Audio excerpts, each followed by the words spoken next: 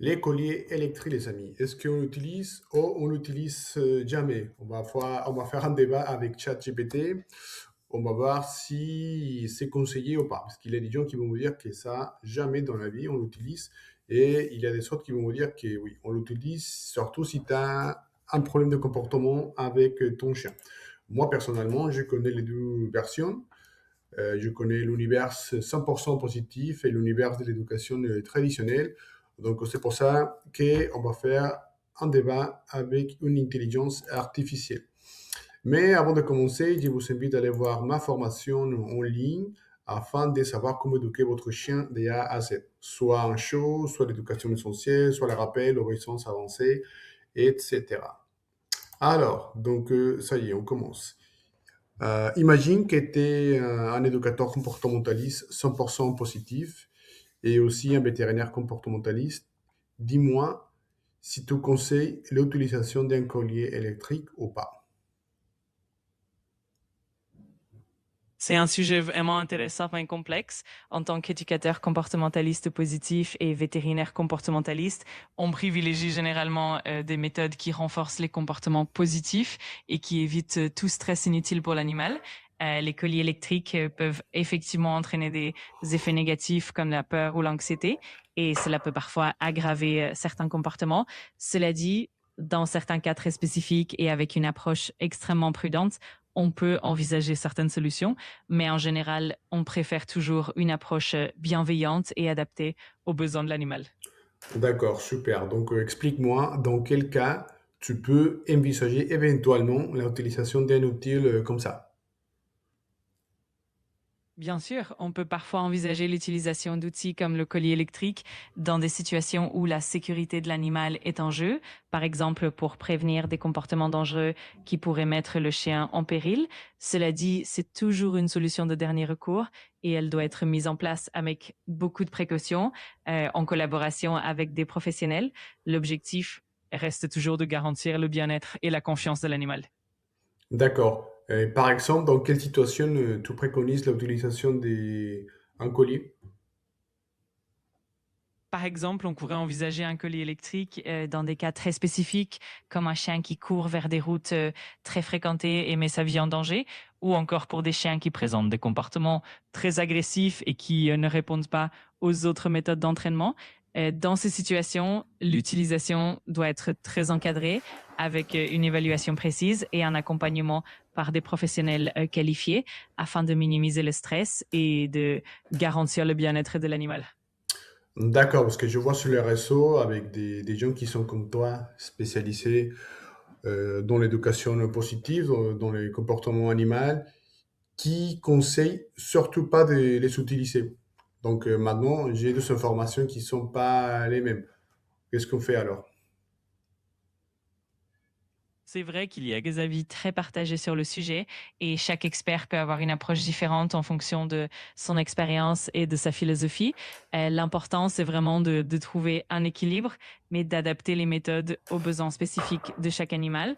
C'est toujours une bonne idée de rester ouvert au dialogue, d'échanger avec d'autres professionnels et de garder à cœur le bien-être de l'animal avant tout. D'accord, donc tu le conseilles que, quand même. Donc pour toi, c'est pas quelque chose qui va... On va faire pas la maltraitance avec les colliers, c'est ça ou pas? Exactement. L'idée principale, c'est vraiment d'utiliser ces outils avec énormément de prudence et toujours en gardant à l'esprit le bien-être de l'animal. Si c'est fait de manière encadrée et réfléchie, ça ne doit pas forcément être associé à de la maltraitance.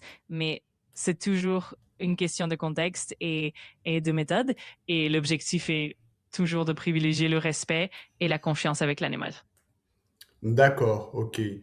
Donc finalement, tu peux m'expliquer un petit peu comment est-ce que je peux l'utiliser, sinon, de quelle manière? Bien sûr. En général, si jamais on envisage un collier électrique, on le fait toujours en respectant des principes très stricts. On l'utilise à des intensités très faibles, uniquement dans des situations vraiment nécessaires et en complément d'un programme d'éducation positive. On veille toujours à ce que l'animal soit bien préparé, qu'il ait des repères clairs et on associe toujours la correction à une récompense positive pour équilibrer le tout. L'idée, c'est vraiment de rester toujours bienveillant et attentif aux besoins de l'animal. Ah, d'accord. Donc, c'est pas forcément la punition inutile comme ça. On peut même lier un aversif, quelque chose qu'il va pas aimer forcément, à une récompense très intéressante pour lui, afin de travailler, par exemple, le rappel. Exactement, c'est tout à fait ça. L'idée, c'est vraiment de créer un équilibre en associant un éventuel stimulus aversif à une récompense qui motive vraiment le chien. De cette manière, on peut travailler sur le rappel ou d'autres comportements tout en veillant à ce que l'animal reste en confiance et ne se sente pas puni de manière excessive. C'est vraiment une approche équilibrée et réfléchie. Ah, d'accord. Parce que comme ça, comme tu viens de m'expliquer, si j'ai bien compris, donc, si on utilise pour le rappel, par exemple, c'est pas forcément la punition, parce que la punition, bon, la punition, non, pardon, la correction, c'est quelque chose, entre guillemets, un concept qu'on utilise afin d'éviter que notre chien monte sur les jambes, par exemple. Mais les récompenses, c'est quelque chose que va utiliser, qui est un concept, on va dire, qui va nous aider à renforcer les comportements. Donc, si on utilise les colliers comme tu viens de m'expliquer, c'est pas forcément la correction, parce que c'est pas une punition, entre guillemets. C'est plutôt un travail d'évitation, on va dire, afin de gagner finalement à la fin la récompense. Mais l'effet d'éviter quelque chose qui va le déranger, ça va forcément l'obliger à venir vers moi en cas d'extrême urgence. Est-ce qu'à la fin, quand même, je veux le récompenser? C'est bien ça ou pas? Exactement, tu as tout compris. L'idée, c'est vraiment de guider le comportement du chien en évitant des situations problématiques et en renforçant les comportements souhaités avec des récompenses. Ainsi, la correction, quand elle est utilisée, reste toujours dans une optique de prévention et non pas de punition. Et au final, le but reste toujours de renforcer la bonne conduite et d'instaurer une relation de confiance et de coopération avec ton chien.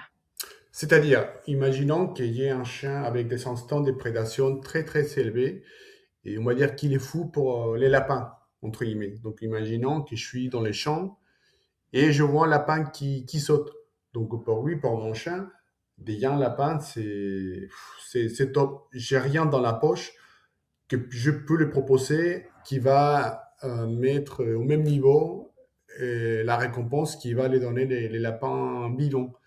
Mais avec un collier, je peux travailler un exercice qui va les faire comprendre que si jamais il ne revient pas à mon rappel, il va avoir la sensation qu'il va juste le déranger. Donc, par évitation, il va venir vers moi. Et quand même, à la fin, je peux le récompenser avec quelque chose qu'il aime quand même. Mais il va éviter d'abord la sensation bizarre, soit même la vibration. C'est ça?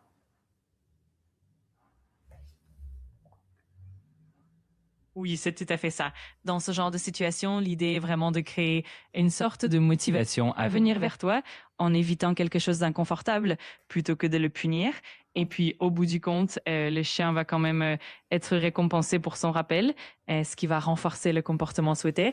C'est donc une approche très progressive qui permet de guider l'animal vers un comportement positif, même face à de fortes tentations.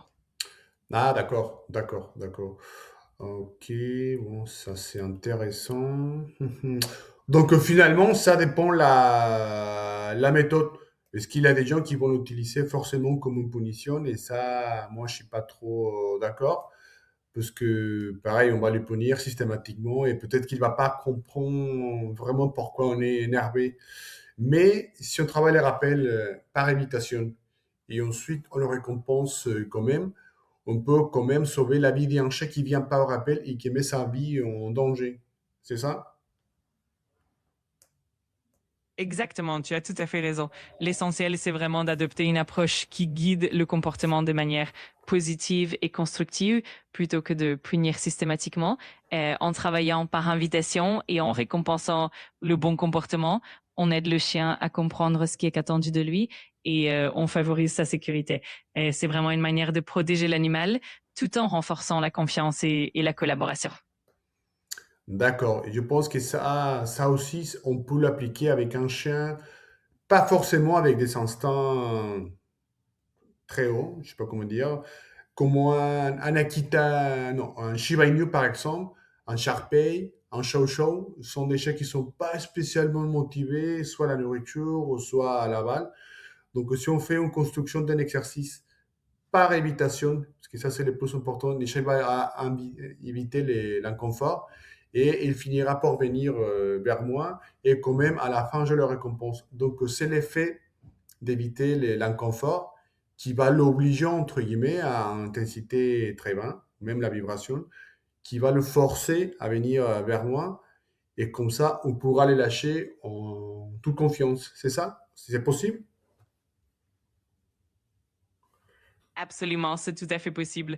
En effet, même avec des races qui sont pas forcément très motivés par la nourriture ou par le jeu, on peut utiliser cette approche d'invitation. L'idée, c'est de faire en sorte que le chien évite l'inconfort et donc par ce biais, il va naturellement revenir vers toi et ensuite, en le récompensant, on renforce ce comportement positif. Avec le temps, on construit une confiance et une fiabilité qui permettent de le lâcher en toute sécurité. Donc oui, c'est tout à fait faisable et très efficace. D'accord, parce que je trouve que pour le bien-être d'un chien, c'est bien de structurer certains exercices qui vont respecter justement le bien-être, qui on va pas le mettre c'est-à-dire avec un inconfort très léger, mais quand même c'est l'inconfort qui va nous aider à le faire venir systématiquement vers nous. Et ça va nous permettre en fait de les lâcher. Et comme ça, un chien qui peut explorer, qui peut renifler, c'est un chien qui va être beaucoup moins stressé. Par contre, un chien qu'on va garder tout le temps en laisse, c'est pas la même chose. Et ça, les stress de tous les jours, rester attaché et pas pouvoir courir tranquillement, je pense qu'à long terme, c'est beaucoup plus la maltraitance qu'utiliser ou faire certains exercices afin de travailler les rappels comme tu viens de m'expliquer. C'est ça? Oui, exactement, tu as tout à fait raison. En fait, en permettant au chien d'explorer de manière sécurisée et en utilisant un léger inconfort de façon très contrôlée, on préserve son bien-être tout en renforçant le rappel. Ça permet au chien de profiter des moments de liberté et d'exploration, ce qui réduit le stress à long terme. À l'inverse, garder un chien en laisse en permanence peut effectivement créer une forme de stress et de frustration. Donc, en combinant ces approches réfléchies, on trouve un bon équilibre et on favorise vraiment un bien-être optimal pour l'animal. D'accord, ah oui, c'est intéressant parce que finalement, c'est pas l'outil lui-même qui va maltraiter l'animal, c'est plutôt la méthodologie qu'on va utiliser. Il y a des méthodologies qui sont adaptées, il y a des méthodologies qui sont pas du tout adaptées. C'est ça? Exactement, tu as tout à fait raison. En fin de compte, c'est vraiment la manière dont on utilise l'outil qui fait toute la différence. Une approche bienveillante, réfléchie et adaptée aux besoins de l'animal permet de préserver son bien-être, tandis qu'une méthode inappropriée peut effectivement causer du stress ou de la maltraitance. L'essentiel, c'est donc de toujours adapter la méthode à l'animal et de veiller à son confort et à sa sécurité. D'accord, ok.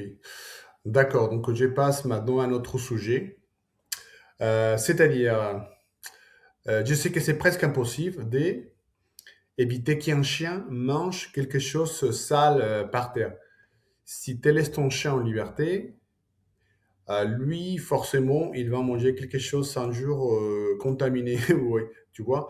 Donc, je pense que aussi les colliers, pareil, il y a des exercices qui vont les faire comprendre que si jamais il mange quelque chose qu'il n'a pas le droit, ça va pas lui faire mal, ça va pas lui donner la douleur, c'est juste, ça va le déranger. Donc, par évitation, il va préférer ne pas manger.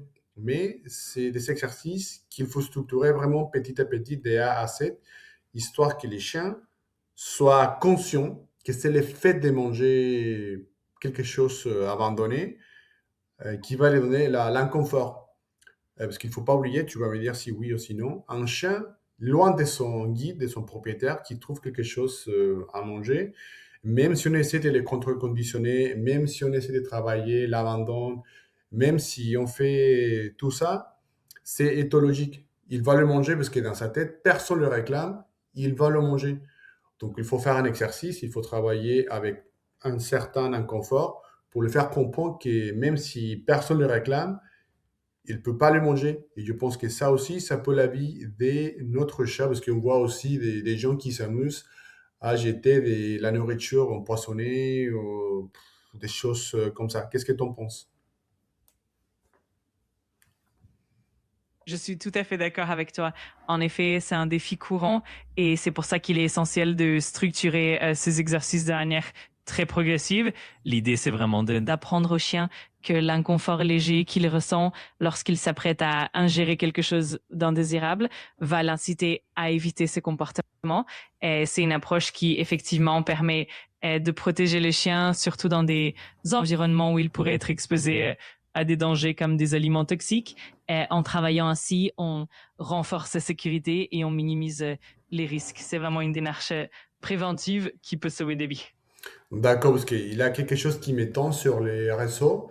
Il y a plein de tutos de comment travailler les rappels, comment faire la marche au pied, la marche assis, etc. Mais le fait d'abandonner ou de l'abandon de quelque chose au sol, c'est presque impossible. Donc, ça c'est bien de savoir que finalement, c'est pas l'outil qui va faire mal, c'est plutôt la méthodologie. Mais par contre, moi, j'aime pas l'utilisation d'un collier comme ça pour les problèmes de l'agressivité, la réactivité, parce que ça, c'est plutôt une philosophie différente que je suis pas d'accord. Mais tout ce qui concerne les rappels et les aliments par terre, on va dire, ça, c'est des exercices qui peuvent sauver la vie de notre chien. Je comprends tout à fait ton point de vue et c'est vrai que la méthodologie joue un rôle primordial pour le rappel et la prévention de l'ingestion de choses dangereuses où une approche bien structurée peut vraiment faire la différence et protéger l'animal. En revanche, pour des problématiques comme l'agressivité ou la réactivité, on préfère en général des méthodes plus douces et plus adaptées car on vise vraiment à instaurer une confiance et une compréhension mutuelle. En fin de compte, c'est toujours une question d'équilibre et d'adaptation aux besoins de chaque chat. Et pourquoi tu peux m'expliquer finalement, avant de terminer, pourquoi c'est très mal vu les collègues? Je pense qu'il y a très peu de professionnels qui connaissent les structures qui va nous aider à travailler avec cet outil, comme tu viens de m'expliquer. Je pense que c'est un tabou de l'éducation et on pense uniquement à que le but de cet outil, c'est juste faire mal. Qu'est-ce que tu en penses? Oui, c'est vrai que le collier électrique est souvent perçu de manière très négative et c'est compréhensible parce que dans de nombreux cas, il a été utilisé de façon inappropriée et a causé du stress et de la douleur aux animaux. En conséquence, beaucoup de professionnels préfèrent les méthodes positives parce qu'elles sont perçues comme plus respectueuses et plus douces. Cela dit, il y a effectivement des contextes très spécifiques où bien encadré, un tel outil peut être utilisé de manière responsable. Mais c'est vrai que par précaution et par souci de bien-être animal, on préfère en général des méthodes plus douces. C'est donc un sujet un peu délicat et qui dépend vraiment de la manière dont on l'aborde. D'accord. Bon, écoute, merci beaucoup et à la prochaine.